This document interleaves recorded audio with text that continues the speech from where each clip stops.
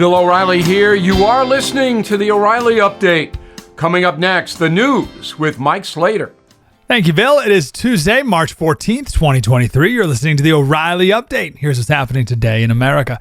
Donald Trump stumps in Iowa. The Pope considers lifting the celibacy requirement for Catholic priests.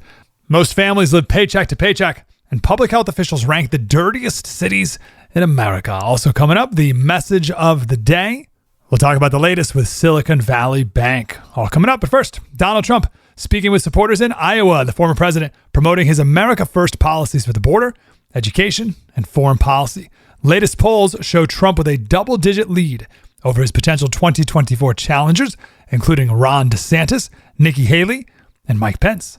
DeSantis told Fox News he will make a decision about running for office after the Florida legislature ends its 60-day term in May.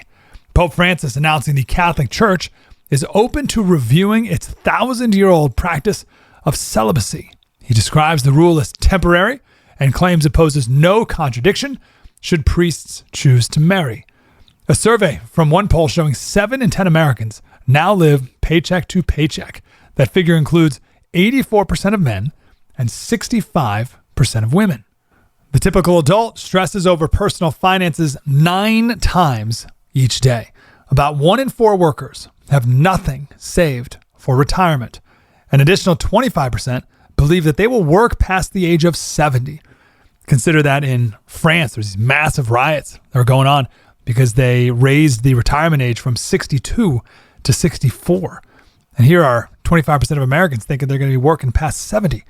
The average American has less than $1,000 in savings, and a third have nothing in the bank at all.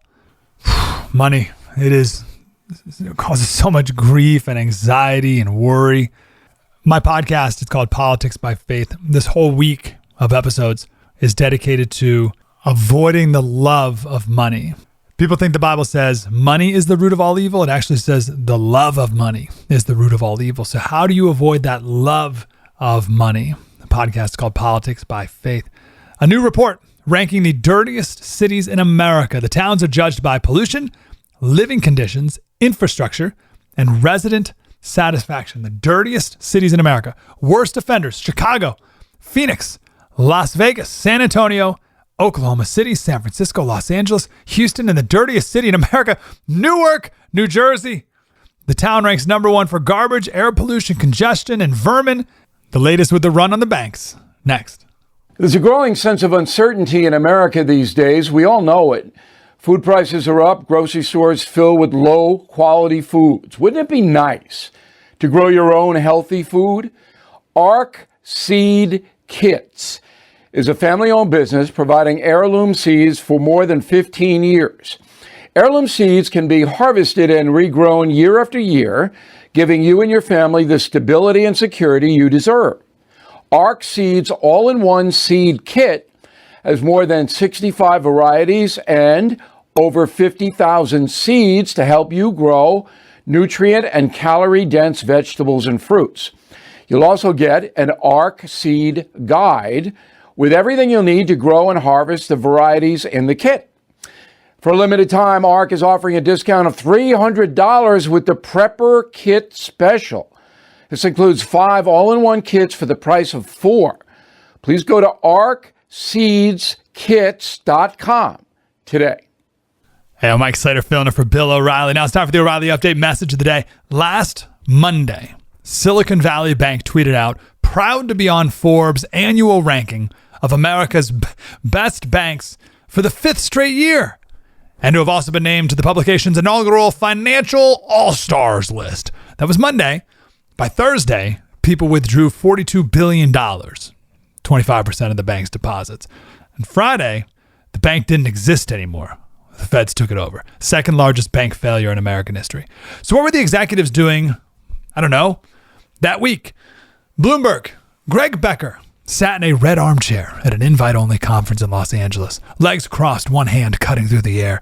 Quote, "We pride ourselves on being the best financial partner in the most challenging times." Silicone Valley Bank's chief executive officer told the Upfront Summit on March 1st, a day before the firm was up for Bank of the Year honors at a London gala. That was March 1st.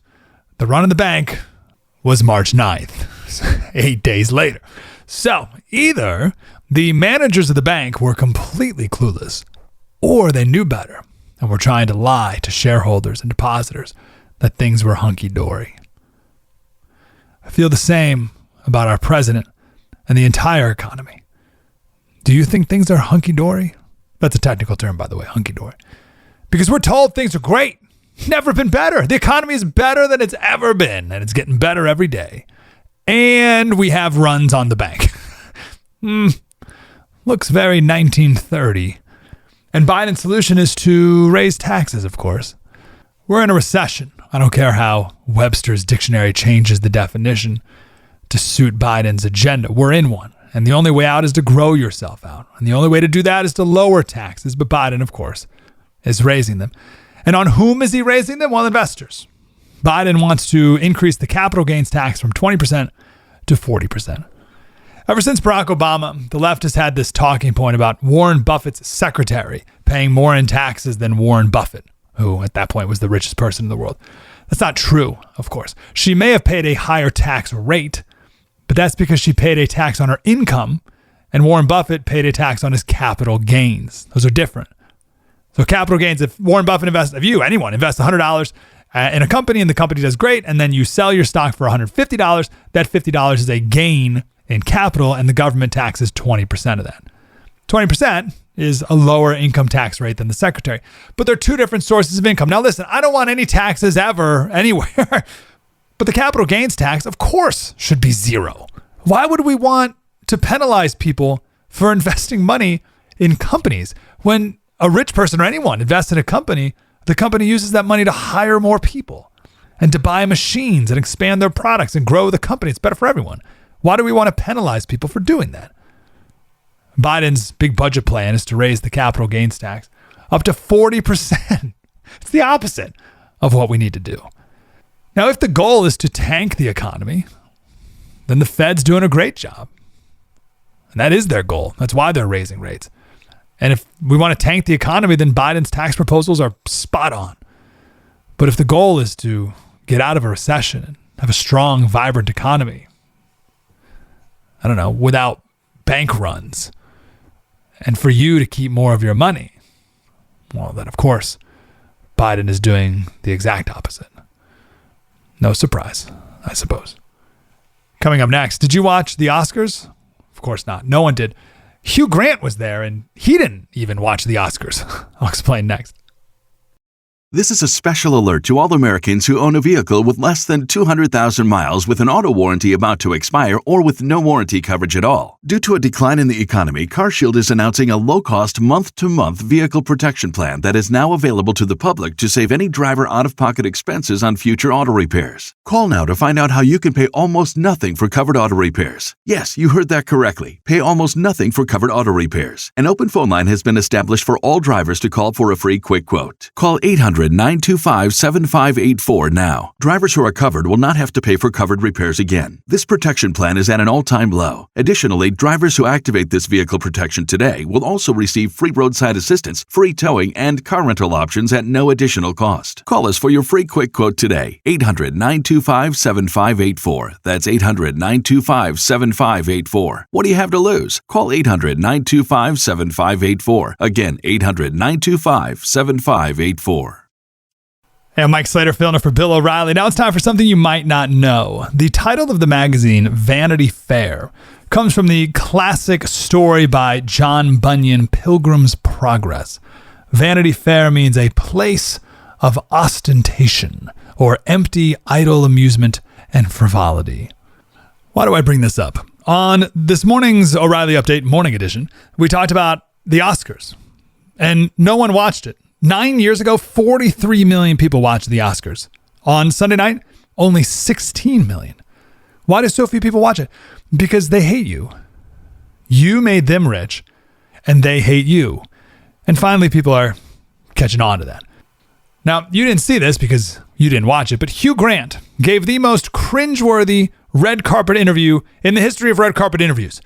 Hugh Grant clearly did not want to be there. And the poor interview lady is asking him all these questions like, who are you wearing? And he said, my suit. Oh, who are you excited to see? Nobody really, like that kind of thing. But the opening question was, what is your favorite thing about the Oscars? And he said, well, it's fascinating. It's Vanity Fair. And the poor girl said, oh, yes, it's all about Vanity Fair. That's where we let loose and have a little fun. She thought he meant the Vanity Fair after party. Vanity Fair, like the magazine.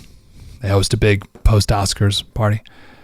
He meant the original meaning of the term, as in Pilgrim's Progress from 1678, where the main character, Christian, is traveling to the celestial city. And on the way, he comes across an ancient town called Vanity Fair, where everything is sold, all sorts of pleasures and delights. And at all times, one can see jugglings, cheats, games, plays, fools, apes, knaves, rogues, and that of all sorts, as well as thefts, murders, adulteries, and false swearers. So Christian is arrested, put in an iron cage, and placed in the center of town, the objects of any man's sport or malice or revenge. He ultimately escapes, but the point is, it's not a good place to be. Vanity Fair is not a good place. It's an evil and wicked place filled with people with depraved minds, deprived of the truth. But the magazine took the name and made it their own, made it a good thing, made it, as this interviewer said, a place where we can really let loose. But Hugh Grant meant, no, I mean, this red carpet and the Oscars are terrible. I'm encouraged that people are finally catching on. More coming up. This is an important notice to all U.S. taxpayers. The IRS is giving away billions of dollars in tax savings through a federal program called the Fresh Start Initiative to aid delinquent taxpayers. This initiative was established for anyone facing financial hardship and unable to pay their back taxes. Qualifying and enrolling in this program will stop all collections, settle your delinquent tax problem, and even reduce what you owe by thousands of dollars. Call the hotline at People's Tax Relief to see if you qualify and get this free information by dialing 800-372-2017. If you have unfiled tax returns or cannot afford to pay your personal or business back taxes, you can now get the help you need. One simple phone call can resolve your tax problem and save you thousands of dollars. To see if you qualify and to get this important free information, call 800-372-2017. 800-372-2017. 800-372-2017. Thank you for listening to the O'Reilly Update. I am Bill O'Reilly. No spin, just facts, and always looking out for you.